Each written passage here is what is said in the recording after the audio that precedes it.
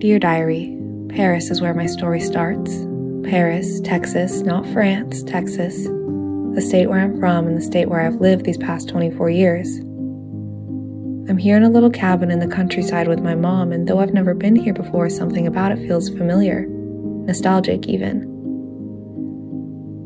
It's often a feeling I get when surrounded by nature, and compounded by the fact that winter is melting into spring, it makes me feel more alive than ever. I've always liked spring here in Texas. It's the one time of year when the season fully indulges itself. Flowers bloom, birds sing, and the air feels like heaven. It's the calm breeze before the drenched summer heat, and this year I've decided to make the most of it. Being in nature reminds me of being a kid. Pure bliss and frolic. Shoes off, running through the grass, not afraid to get muddy or wet.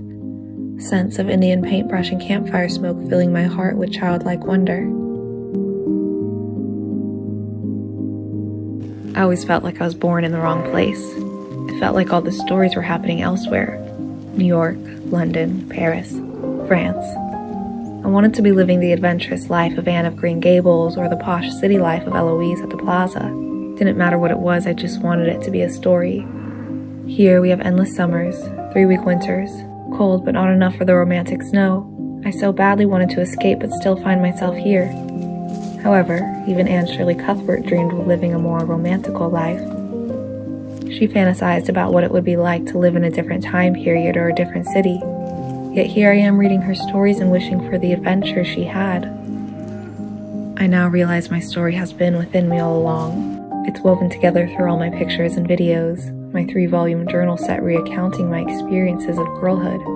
Now it's only a matter of weaving the nonsense together.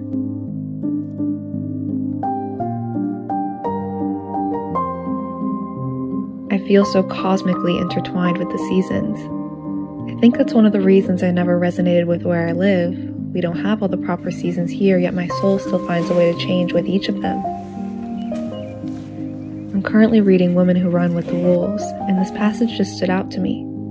Consistency in a manner is an impossible sentence for wild women, for her strength is in her adaptation to change, her innovation, her dancing, her howling, her growling, her deep instinctual life, her creative fire.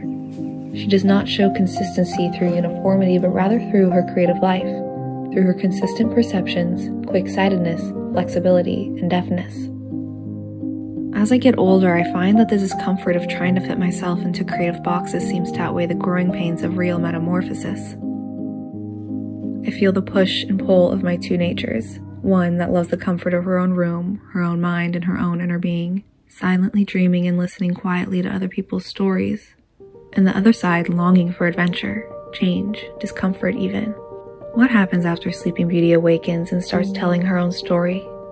This one being about finding the story, a journey of a girl becoming a woman and a woman unearthing the artist, the soul-feeding search of creating something without ego and desperation getting in the way. What would I put out into the world if I knew everyone was watching, and would I still create it if I knew no one was at all? A constant, never-ending coming-of-age story about a girl in search of something whimsical, growing out of her past self and inviting in the all-too-familiar new. The awkwardness of feeling like an American Girl doll trying to squeeze herself into Barbie's dream house. Teeth so big she can barely keep her mouth closed even when everything comes out nonsensical. And beginning to learn the language of flowers, running with the wolves, and finding the beauty in the nonsense.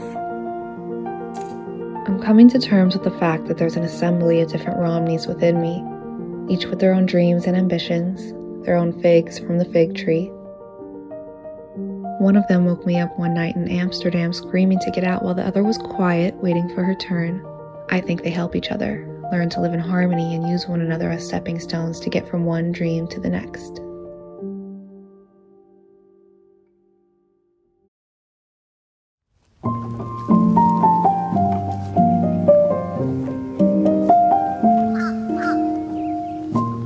Dear Diary, it's day 2 here in Paris.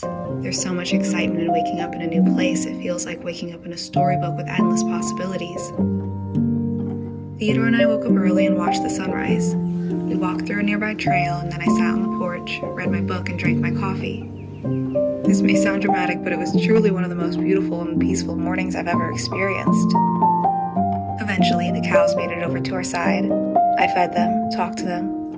There's one orange cow I can tell really likes me. She's always the first to approach and let me pet her. I wonder if she treats all the girls who come here like this. Of course, maybe she only likes me for the food I provide, but either way, I've decided that she's a kindred spirit. I told her what it's like to be human. I'll probably cry about her later on. That's it. That's it. That's all I got. When I was 6, my older sister used to take horseback riding lessons. I, of course, would go with and play in the pig pen until the hour was up. The pig was my greatest friend, and he let me dream with no judgment. This experience reminds me of that. I remember once climbing a stack of hay bales. I'm recollecting it being as high as the barn ceiling, however, I'm sure it was just a few meters tall. Everything seems so much bigger and more daunting when you're small.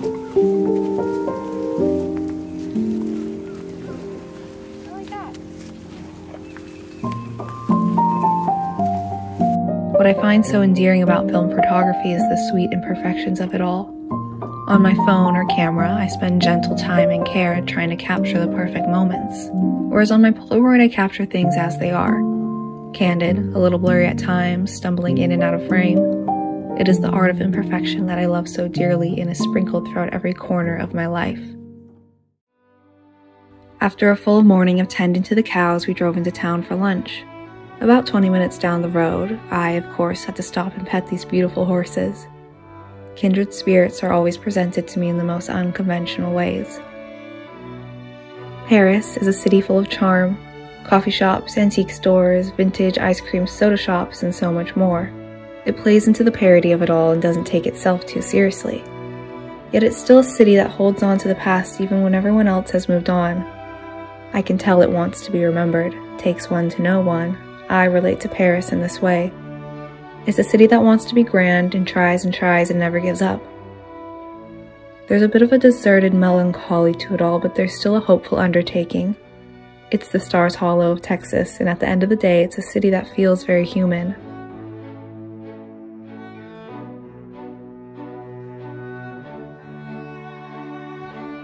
There's so much power in remembering, documenting, and creating art within the rhythm of life.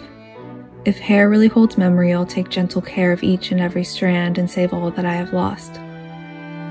The most vexing part of human nature is the way we remember all the bad to help us not make the same mistake twice. Now I'm trying to remember the good in hopes that it will help me be good. There is so much magic in the world too. Lately I feel it all around me.